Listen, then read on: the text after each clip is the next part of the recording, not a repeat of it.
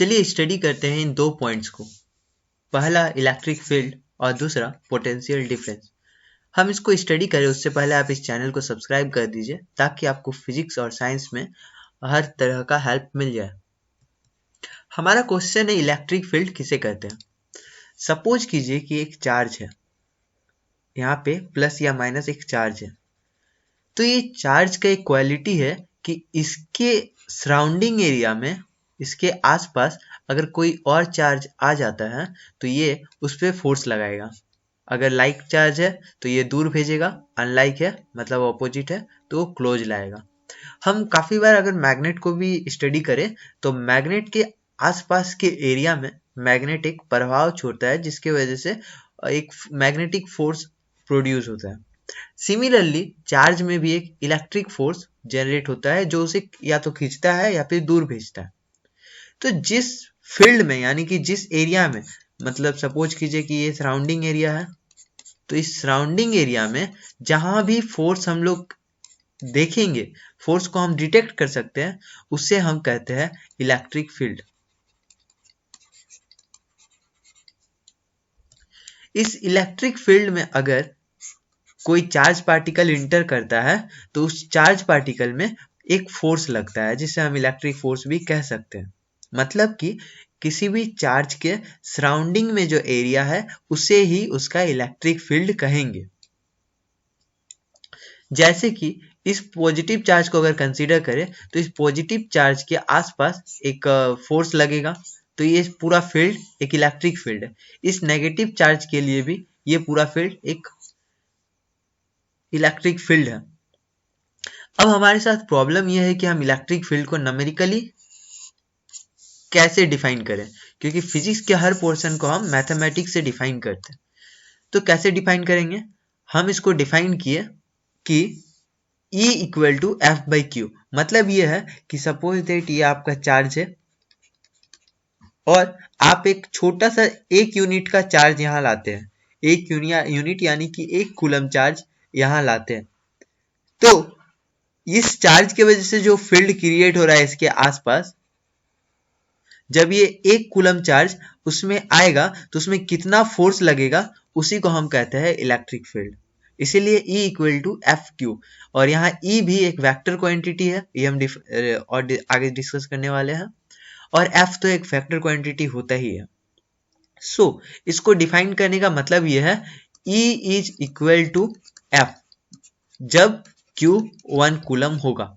मतलब एक coulomb charge में उस जगह पे कितना फोर्स लगता है उसी को हम इलेक्ट्रिक फील्ड कहेंगे। अब इसी चार्ज के आसपास अगर यहाँ कंसीडर करेंगे तो यहाँ एक कूलम में कितना फोर्स लगता है वो होगा इस पॉइंट का इलेक्ट्रिक फील्ड। सिमिलरली आप इसको समझ सकते हैं। और अगर हम F कूलम्स लॉ में जो फोर्स का फॉर्मूला पर है F इक्वल टू के Q1 Q2 by R square, अगर हम F के जगह पे इसको प्लेस कर देंगे तो हमारा E का फॉर्मूला हो जाएगा 1 by 4 pi epsilon naught by Q by R square. यहाँ पे जो सेकंड Q है ये कैंसिल हो जाता है। कैसे, चलिए देखिए यहाँ पे E equal to F by Q और F होता है हमारा 1 by 4 pi epsilon naught Q1 Q2 by R square. Okay, और इस Q को अगर हम प्लेस करें तो ये Q। अब समझिए कि हम अगर बड़े वाले चार्ज को यानी कि प्लस Q एक बड़े चार्ज को ले लेते हैं और इसके पास में एक छोटा Q लाते हैं Q, और ये एक बड़ा Q है, तो अगर हम इसको प्लेस कर देंगे तो हमारा इक्वेशन कुछ इस तरह का बन जाएगा और ये कैंसिल हो जाएगा। तो हमें इलेक्ट्रिक फील्ड का एक सिंपल सा फॉर्मूला क्या मिलता है, 1 by 4 pi epsilon naught Q by R square, और यहाँ R यूनिट वेक्टर जो उसके डायरेक्शन के लिए है। So electric field after all यही एक छोटा सा कॉन्सेप्ट है इलेक्ट्रिक फील्ड का, कि चार्ज के आसपास के एरिया को फील्ड कहेंगे और वहां वो फोर्स लगाता है, इसीलिए इलेक्ट्रिक फील्ड कहेंगे। अब एक इलेक्ट्रिक फील्ड लाइंस के बारे में समझिए। इलेक्ट्रिक फील्ड लाइंस एक्चुअली कुछ होता नहीं है, ये बस एक इमेजिनरी लाइन है। इमेजिनरी लाइन को हम इसलिए खींचते हैं ताकि हम इस पार्ट को अच्छे से स्टडी करें। देखिए कैसे, अगर एक पॉजिटिव चार्ज है और हम यहाँ पे एक प्लस Q लेके आते हैं तो ये प्लस क्यू को दूर भेजेगा, यानी कि फोर्स का डायरेक्शन कुछ इस तरह होगा। तो इसी को हम मान लेंगे इलेक्ट्रिक फील्ड लाइंस का डायरेक्शन, और ये हमारा इलेक्ट्रिक फील्ड लाइंस। तो इलेक्ट्रिक फील्ड लाइंस एक्चुअली कोई लाइन नहीं होता है, ये बस हम इमेजिन करते हैं कि ये लाइन एग्जिस्ट कर रहा है, और जिस तरह एग्जिस्ट करेगा उससे हम बहुत सारे इंफॉर्मेशन ले पाते हैं। जैसे कि अगर इस तरह जा रहा है, एक एरो इधर की ओर है और ऐसा हमारा मूवमेंट है, तो हमें समझ में आ जाएगा कि फोर्स इधर से इधर की ओर लग रहा है। वैसे ही अगर एक नेगेटिव चार्ज है और इसके सामने एक पॉजिटिव चार्ज को लाते हैं, तो ये उसको इस तरह अट्रैक्ट करेगा, हमारा फोर्स का लाइन इधर हो जाएगा। तो इलेक्ट्रिक फील्ड लाइन से हम एक्चुअली शो करते हैं कि फोर्स का डायरेक्शन किधर है। हमेशा पॉजिटिव चार्ज में इलेक्ट्रिक लाइन प्रोड्यूस होता है, जैसे ये पॉजिटिव चार्ज है तो यहाँ से ये लाइन प्रोड्यूस हो रहा है, और नेगेटिव में जाके वो लाइन टर्मिनेट करता है, खत्म हो जाता है।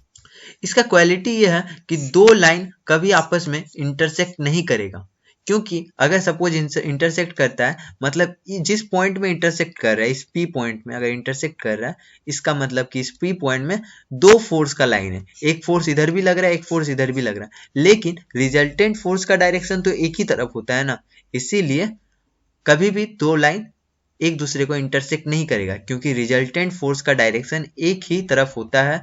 और एक्चुअली ये इलेक्ट्रिक फील्ड लाइन हमें एक डायरेक्शन ही बता रहा है फोर्स का, तो इसीलिए। और जितना ज़्यादा इलेक्ट्रिक फील्ड लाइंस एक जगह पे होगा, इसका मतलब कि फोर्स उतना ज़्यादा लग रहा है, इलेक्ट्रिक फील्ड इंटेंसिटी उतना ज़्यादा है। जब हम मैथमेटिक्स में इलेक्ट्रिक फील्ड को ई से रिप्रेजेंट करते हैं, तो हम इस ई को इलेक्ट्रिक फील्ड इंटेंसिटी कहते हैं। यहाँ पे ई और एफ दोनों ही एक वेक्टर क्वांटिटीज है। इसके बाद हम सपोज करते हैं कि एक चार्ज है हमारा इस जगह पे प्रेजेंट, और बहुत सारे चार्ज Q1, Q2, Q3 उसके सराउंडिंग में। तो हम इस पॉइंट में इलेक्ट्रिक फील्ड, जो रिजल्टेंट इलेक्ट्रिक फील्ड होगा, वो कैसे निकालेंगे। तो हम इससे पहले वाले वीडियो में सुपरपोजिशन प्रिंसिपल के बारे में डिस्कस किए, हम बस सुपरपोजिशन प्रिंसिपल को ही यूज करेंगे। कैसे? Resultant electric field is equal to charge 1 की वजह से जो इलेक्ट्रिक फील्ड आया, प्लस चार्ज 2 की वजह से जो इलेक्ट्रिक फील्ड आया, प्लस चार्ज 3 की वजह से, सो ऑन n चार्जेस की वजह से जो इलेक्ट्रिक फील्ड आया। लेकिन ये सम जो होगा, ये वेक्टर सम होगा, क्योंकि इसका डायरेक्शन इधर होने वाला है, इधर इसका डायरेक्शन इधर। तो क्योंकि इलेक्ट्रिक फील्ड एक वेक्टर क्वांटिटी है, तो इसका सम भी वेक्टर सम होगा। इसको हम जब न्यूमेरिकल्स बनाएंगे तो और अच्छे से क्लियर करेंगे। फिलहाल के लिए ये समझना जरूरी है कि इलेक्ट्रिक फील्ड भी सुपरपोजिशन प्रिंसिपल को फॉलो करता है। इसके बाद हमारा सेकेंड टर्म इलेक्ट्रिक पोटेंशियल। समझिए एक बात, अगर दो बीकर है या फिर दो टैंक है, एक इस जमीन से h हाइट पे, h1 हाइट पे, और एक h2 हाइट पे, और हमसे कहा गया कि जमीन से कुछ पानी उठा के इसमें डाल दो और कुछ को इसमें डाल दो। तो अगर इक्वल अमाउंट का पानी डालने वाले हैं, तो किसमें ज्यादा मेहनत लगेगा? ऑब्वियसली ऊपर वाले में, क्योंकि ये इसका हाइट ज्यादा है और हमको इस हाइट में इतना ज्यादा वर्क डन करना होगा इस पानी को नीचे से वहां तक ले जाने के लिए। अब समझिए चार्ज के कंडीशन में क्या होता है। अगर एक चार्ज है प्लस क्यू और इसके अराउंड में एक इलेक्ट्रिक फील्ड है, और हम किसी दूर से किसी चार्ज को यहाँ लाना चाहते हैं, तो हमें इस चार्ज पे कुछ वर्क डन करना होगा। तो अगर एक यूनिट, एक कूलम चार्ज पे हम वर्क डन W किए हैं, तो यही हमारा पोटेंशियल है। इसी को हम एक्चुअली पोटेंशियल कहते हैं। पोटेंशियल एक्चुअली जो है, ये है वर्क डन पर क्वांटिटी ऑफ चार्ज, मतलब कि एक कूलम क्वांटिटी में कितना वर्क डन हुआ उसको उस पॉइंट में लाने के लिए, जिस पॉइंट पे हम पोटेंशियल माप रहे। एक बार फिर से समझिए, हमारे ये एक पॉइंट है ए, और हम इस पॉइंट में एक दूर से किसी चार्ज को, एक कूलम चार्ज को कहीं इन्फिनिटी से यहाँ लाकर रखना चाहते हैं। इससे उसको अगर हम ला के रखना चाहेंगे, मतलब हम उस पर कुछ वर्क करेंगे, उसको कुछ एनर्जी देंगे। कितना एनर्जी देंगे वही है पोटेंशियल, इलेक्ट्रिक पोटेंशियल। इसीलिए हम V equal to W by Q लिखते हैं, और जब भी Q 1 हो जाएगा तो V इक्वल टू क्यू हो जाएगा, V इक्वल टू डब्ल्यू हो जाएगा। तो पोटेंशियल हमें क्या बताता है? एक्चुअली पोटेंशियल हमें बताता है कि उस पॉइंट में किसी एनर्जी को लाने के लिए कितना एनर्जी देना होगा, सॉरी किसी को चार्ज को लाने के लिए कितना एनर्जी देना होगा, यानी कि उस पॉइंट का एनर्जी ही बता रहा है इलेक्ट्रिक पोटेंशियल, लेकिन एक कूलम चार्ज के लिए। इसीलिए हम Q से डिवाइड कर देते हैं इस वर्क डन को। इसका SI यूनिट वोल्ट होता है और फॉर्मूला W/Q। अगर हम चाहे तो W के जगह पे लिख सकते हैं FR/Q, क्योंकि पोटेंशियल एनर्जी के बारे में जब हम स्टडी किए थे क्लास 11 में, तो W इक्वल टू FR होता है, FR का डॉट प्रोडक्ट। फिर हम अगर F की जगह पे F का वैल्यू पुट कर दे, यानी कि 1/4 pi epsilon naught Q by R square, और फिर R और Q प्लेस कर दे तो ये कट जाएगा और हमें रिजल्टेंट क्या मिलेगा? रिजल्टेंट हमें मिलेगा V इक्वल टू KQ/R। ये हमें रिजल्टेंट फॉर्मूला मिलेगा। तो ये दोनों ही फॉर्मूला यूजफुल है, W/Q और या फिर KQ/R, ये दोनों ही यूजफुल है। अब हमें पोटेंशियल डिफरेंस को भी समझना होगा। पोटेंशियल डिफरेंस मतलब कि ये अगर हमारा A पॉइंट और ये B, तो हमसे पूछ लिया जाए कि B में A से कितना ज्यादा एनर्जी चाहिए, मतलब B माइनस A। सिमिलरली अगर हम पोटेंशियल का बात करेंगे, एक पॉइंट और ये B पॉइंट, तो इन दोनों के एनर्जी डिफरेंस को ही हम पोटेंशियल डिफरेंस कहेंगे। जैसे कि मान लीजिए एक कूलम चार्ज को B पॉइंट में लाने के लिए हमें 1 जूल एनर्जी देना पड़ रहा है, पर A पॉइंट में लाने के लिए 0.7 जूल एनर्जी देना पड़ रहा है। तो हमारा जो पोटेंशियल डिफरेंस होगा वो कुछ इस तरह होगा। कितना एनर्जी का डिफरेंस देना पड़ रहा है, बस वही होगा हमारा पोटेंशियल डिफरेंस। कभी कभी क्या होता है, किसी पूरे सरफेस का पोटेंशियल सेम हो सकता है।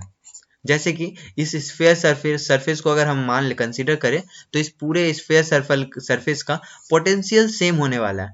इसी को हम कहते हैं equi potential surface. Equi potential surface मतलब पोटेंशियल का इक्वल होना। ये थे हमारे इलेक्ट्रिक फील्ड, पोटेंशियल डिफरेंस और इक्वी पोटेंशियल सरफेस का कॉन्सेप्ट। इसको और अच्छे से क्लियर करने के लिए हमें न्यूमेरिकल सॉल्व करना होगा आगे, और यही हमारा कॉन्सेप्ट था। Electric field equal to F/Q। Electric field lines positive से ओरिजिनेट करते हैं और नेगेटिव में टर्मिनेट कर जाते हैं। इलेक्ट्रिक फील्ड लाइंस भी सुपरपोजिशन प्रिंसिपल को फॉलो करता है। So on. Electric potential W/Q होता है और इसका यूनिट वोल्ट होता है। आप इन सबको नोट डाउन कर सकते हैं। और इक्वी पोटेंशियल सरफेस।